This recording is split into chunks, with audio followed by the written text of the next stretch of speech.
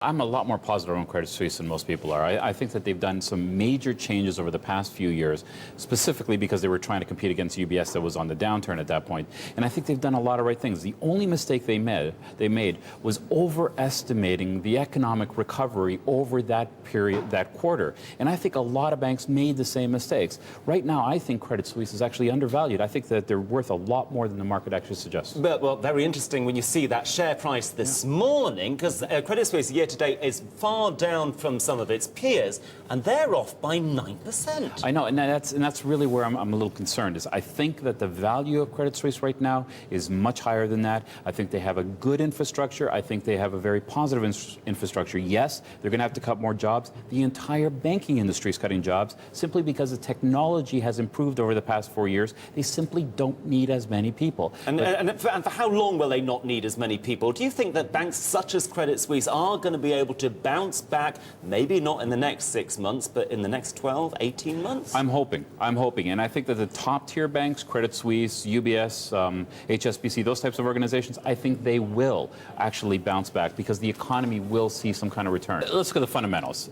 They're well capitalized. They're very well diversified, both by product and geography. They have maybe the best customer base on the planet, and they got a good, serious management team that has proven over the past few years that they can run this organization. Why is it down 10%? This doesn't make sense. The only mistake was they overestimated the recovery, but every single bank made the same thing. This bank is well positioned for the future. I think 10% is insane.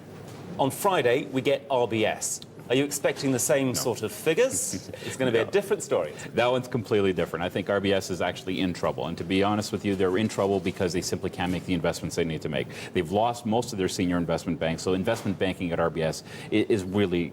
It's out. It's no longer a player in the marketplace. The retail banking is very small. All their operations seem to be shrinking. They're losing customers. It doesn't look very positive for RBS. But RBS being primarily owned by the government, it doesn't really matter because if it's losing money, it will be propped up. It will be supported. And they will go back, do you think, very soon to get more cash from the British government? Is that a definite possibility? It's a definite must. Yeah. It's like there is no question they're going to have to go back for more money. The likes of Credit Suisse, the likes of RBS, it's the interesting pay structure. Something like Credit Suisse is something like, what is it, 79% yes. of its revenue in the investment bank goes on wages? That's right. I mean, this is a business model that is very dubious. You can say that, but the truth is that it's all about relationships. And the big problem I think investment banks have now is that you can't let these relationship-oriented people leave. Now, the people that we are laying off are not relationship people. They're technology people, back office people, which we're going to see much more of that.